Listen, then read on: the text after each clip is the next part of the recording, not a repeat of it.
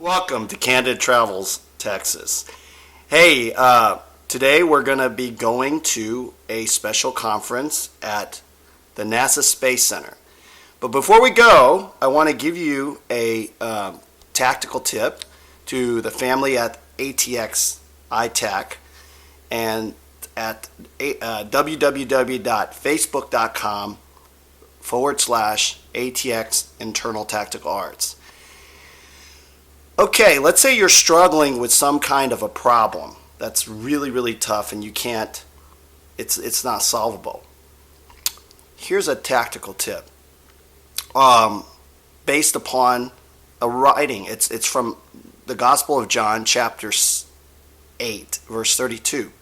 And it's on the tower at the University of Texas at Austin Tower. And it says, "Ye shall know the truth, and the truth will make you free." So what strategy and tactic that would be, let's say you're struggling with something, a health issue or whatever kind of issue. And it's just not solvable. You're not able to solve it. So what you can do is, instead of thinking about it and wanting to try to, constantly worry about it and trying to the one thing after another, trying to resolve it, rather, instead of doing that, just, put it this way. Focus on something that is truthful, that only you know to be true, but the rest of the world seems to believe it's not true. Okay, here's an example, all right? The truth of the matter is planetary climate is pretty much controlled by the sun of that particular solar system. Okay? Now, on our planet, the majority of the people think they can actually do something to affect planetary climate when it is the sun that affects everything. If you want to affect planetary conditions, you have to affect the sun directly, right? So you would do thinking, meditation, prayer, study on this issue, and use common sense and just think about it. Now, locally, let's say in your local neighborhood, if you were to clean your river or your lake, then yes, you would benefit. But in your area, just locally, but it's not going to affect the entire planet. Okay, so point being, that's just an example. And we're going to the NASA Space Center today for a special conference we got invited to. I'll show you the tickets in a minute.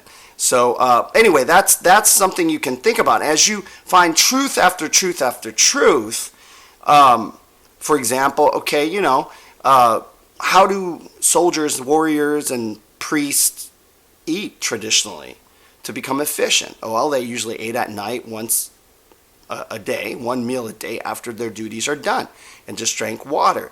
And you could try it on your own to find the truth about that, and then you're going to notice you're going to forget about the problem you've been struggling with, most likely. I mean, obviously pray and give it to your Creator about that, and eventually that problem is going to be gone before you know it. Or if it doesn't go away, you'll be able to handle your life, okay? Now, let me show you the tickets we're going to go to.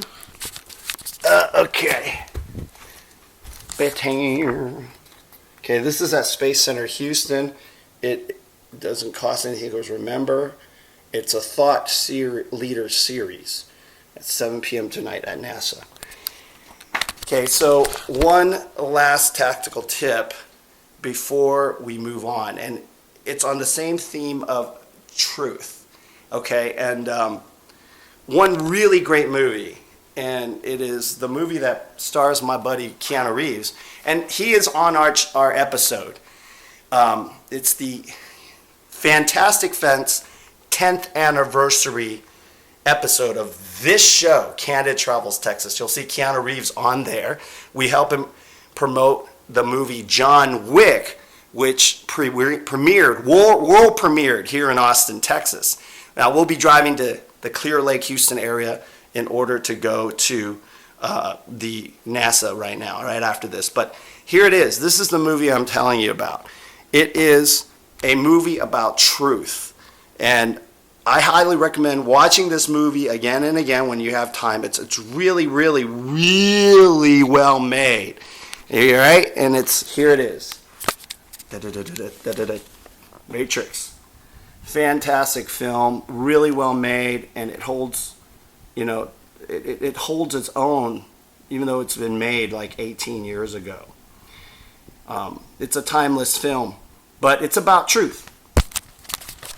Okay, let's head to NASA, and there'll be more. All right, on the road again. We're on the road again. Okay, on the way to NASA, Houston NASA Space Center. And what we were talking about earlier is about focusing on truth. And I just talked to my buddy, friend, and cousin, John Romano. Great actor, stuntman. Oh my gosh, he's one of the old Hollywood legends, man. His father too. Anyway, about truth. And one of the things it talks about in the Bible, in Romans, is that when you look at nature, where we're looking out and about right now here in nature, look at all that green nature. The creator, the designer, the engineer of nature is the creator. It's self-evident, meaning it's truth. Most all truth is self-evident within the context of a creator, the creator. So we're talking about how sometimes we may have problems that are hard to solve, and we constantly trying to work out our problems, and it's not happening. So we can just focus on truth. One of the things, like we went to the garden at Zilker Park, is to just enjoy nature and focus on truthful things. Okay? All right. Any comments or questions? Feel free to just comment below. Or just send me private messages. A lot of people just send me private messages on Facebook or Twitter. Okay? All right. Let's head to NASA. Hope in life. Wow. Okay, we took a little break, and look at how hot, it's really hot today. It's a really hot day here, and we're gonna head down to Clear Lake. We're in Sugar Land, Texas right now, to head to NASA for this. Ta-da! The Thought Series. Okay, we'll see what it's. We're here at NASA.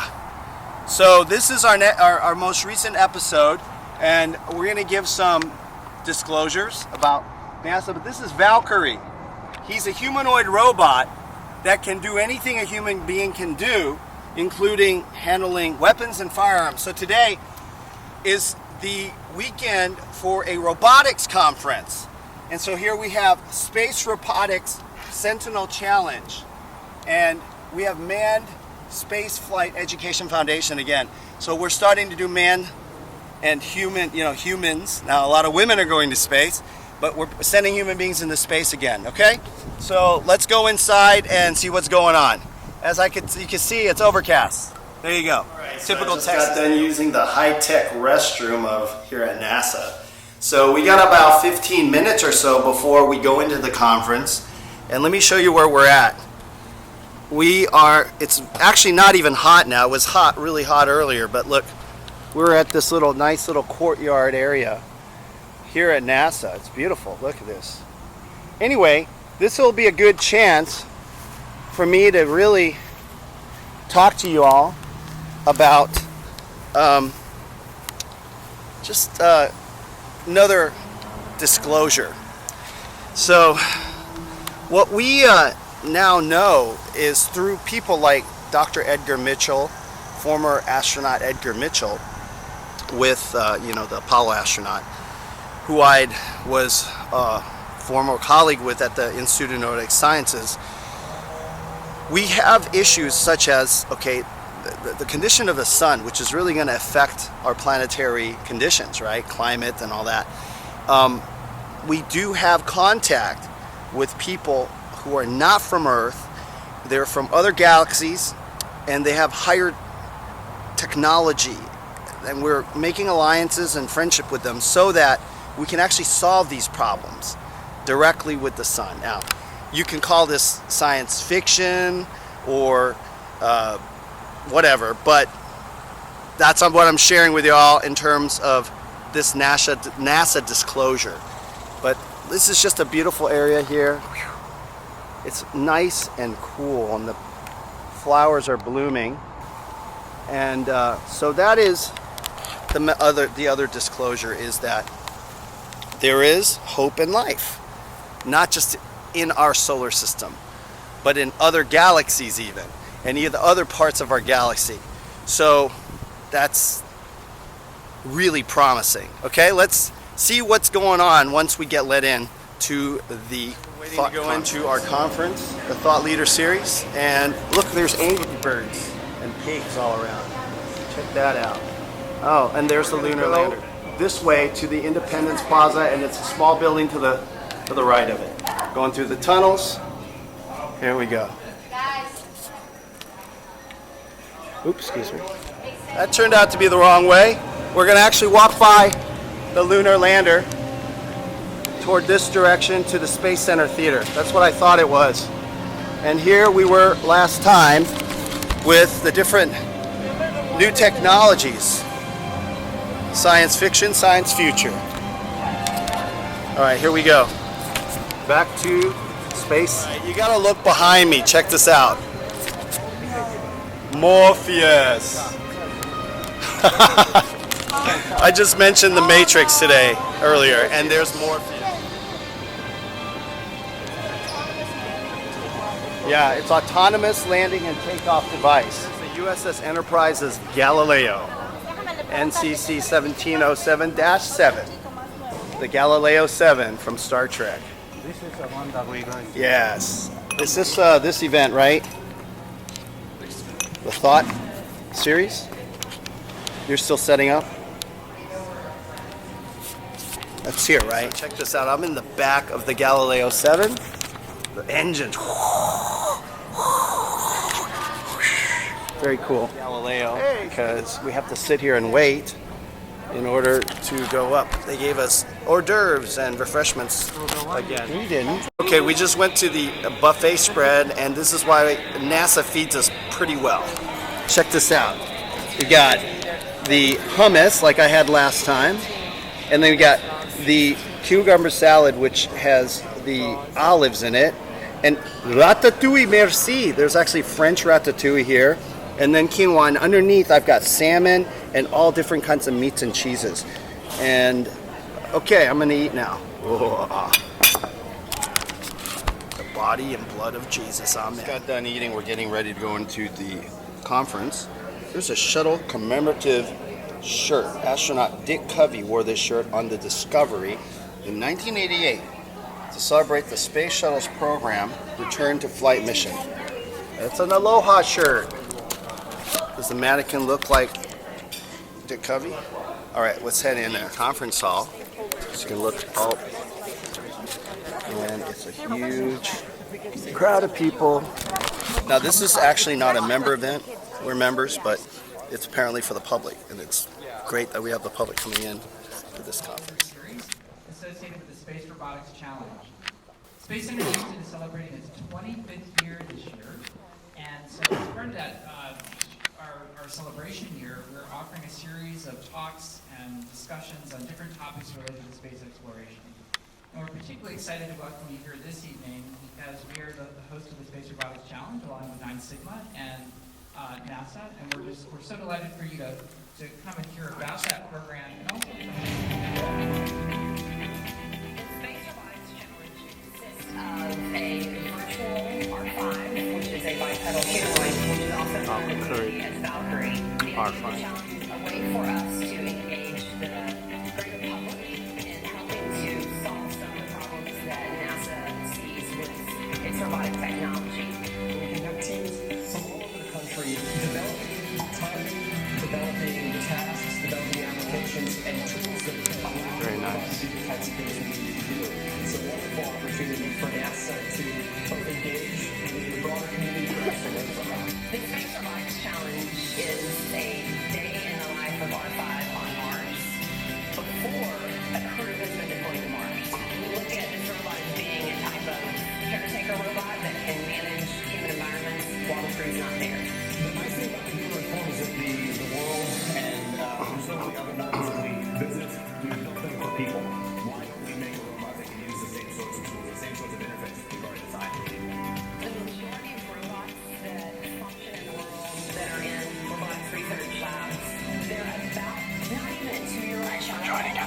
travel to Texas. Gotta go to the Medicine and the University of Texas Medical School in Houston. Dr. O'Malley.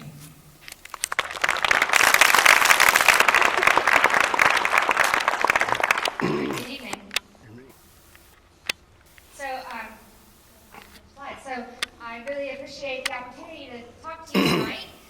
So as the introduction said, I'm on the faculty at Rice. I have a degree in engineering. I knew early on that I wanted to solve engineering problems, and I liked things I could get my robotic systems. All of our devices that we work with are robotic or mechatronics, so mechanical and electrical systems working together. And I'm really interested in this notion of touch feedback, touch interactions, and that physical human-robot interaction. So I think what makes the research that we do in my lab at Rice unique is that we're truly multidisciplinary.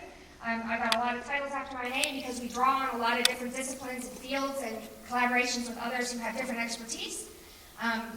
Customer-driven problems, so we like to work with amputees, individuals who, like physical therapists, who already use robotic technology to lead twin brother Logan. One of the things we're really interested in is the role of this touch feedback. So advanced prosthetic hands, today this is a prosthetic hand that's been adapted for an able-bodied user to operate, is that while they have really complex mechanical design and capability, they separate feedback. So when we reach out and touch things, the way we control our hands is directly tied to the sensory feedback we get back. I can touch, I know how hard I'm grasping this microphone. If it starts to slip, I can adjust my grip. An amputee, even if they have a very complicated prosthetic hand, doesn't have that feedback. They have to rely on vision. And so in this photo, because Gavin has no haptic feedback, he has no idea how hard he's squeezing Logan's hand, except for the sheer pain and agony felt by his brother in the photo. He's acting really well, though, in the picture. So what we want to do is restore that sense of touch, and the way we're doing that is, see if my video starts. Oh. There it is. Video. Wrong one? Can we go back? I don't want to go to that one yet. There we go. All right. So we want to restore the sense of touch through wearable devices. So in the video at the top left, that's one of my graduate students' lovely right arms. That's Janelle, and she's controlling this soft hand, which was developed at Italian Institute of Technology and the University of Pisa, where we're developing a nice collaboration. And she's using this haptic rocker to give her feedback about the pose of the hand. So as the hand closes, the rocker stretches her skin, gives her a really salient cue, and then as she relaxes and opens the hand, then the rocker goes back into a neutral position. And we've done some experiments that show that even blindfolded or without visual feedback, this is a really good way of knowing how open and closed the hand is. And we've even translated this to work with amputees. So this is one of the amputees we work with, Charity. She is a transradial amputee, which means she has a prosthesis in the middle of her arm. And we've adapted it to use that soft hand. So she just pops her other prosthetic hand off and pops this prosthetic hand on. It's really cool. And she uses our haptic rocker for that feedback, and we've seen the same kind of advancements in her functionality because she doesn't have to visually attend to everything. Professor in aerospace engineering and the co-founder of Aptronic Systems. So I'd like to turn it over to Dr. Sati.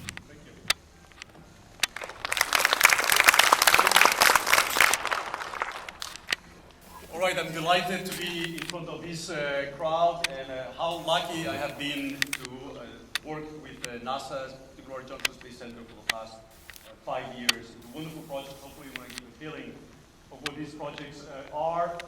They're all up there. They're called, my laboratory is called Human Center Robotics, in particular experimentation, which is a wonderful pursuit of mechanisms at the academic level, but also with wonderful opportunities as well in the process.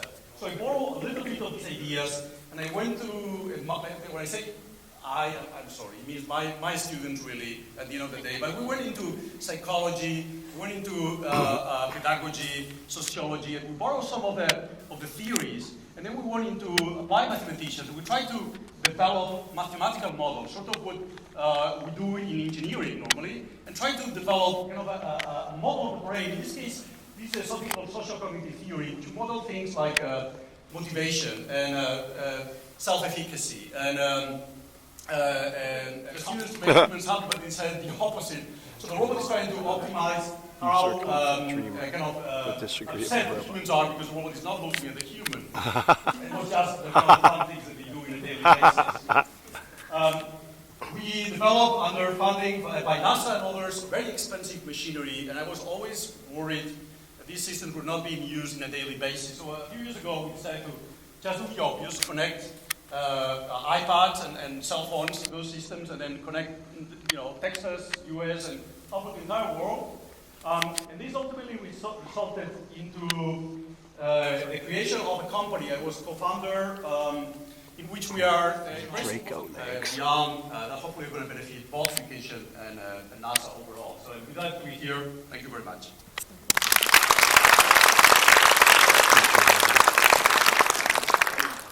Thank you very much.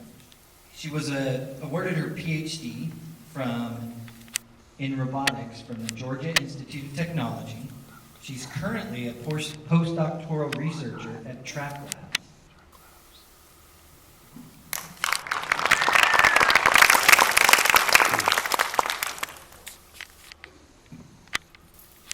Hi everybody. Can you hear me? Yes. Okay, great. So as Daniel said, my name is Ana, and a few things about me. I'm originally from Peru, so hablo español. And I came to the States in 2010 to get my PhD. Actually, I just graduated last year. So the second thing you should know about me is that I very much love robots. And during this brief intro, I'm going to talk to you about three of my robot friends that I have had the pleasure to work with in the last 6 years. So my first robot friend, I would like to introduce you to Golden Crank. And this robot is particularly special to me because it was the first robot I worked with when I knew nothing about robotics, when I was learning to program, when I was learning a lot of things. I was terrified I was going to screw up. And the guy to the left is actually my grad school advisor, Professor Mike Stillman. And I cannot emphasize how important it is to have a great teacher by your side. Because when I told him, Mike, what am I going to do? I don't know anything. He told me, you know what? If you work in robotics research, you're going to find that every day there's something that you don't know. So get used to that feeling. That feeling is good because you have to learn. So let's actually see what I did with the robot. Sorry, I didn't realize that audio. But so that's the robot, that's Golden Crank. As you can see, it's a big guy. It weighs more than 200 pounds. You can see it has no legs. It has 2 wheels. That means that the robot is balancing all the time. So my first job was to make sure the robot wouldn't fall. You can see that my advisor is keeping the robot. He's not with me. What he's doing is he's showing that the robot is able to handle all these disturbance. And the balancing system is still working. And you can see that the robot is also able to carry other objects and still keep balance. And you're going to see that the robot is going to start going up, and again, it's still maintaining balance. Every time the robot moves, you have to recalculate the center of mass to make sure the robot is in equilibrium. Okay.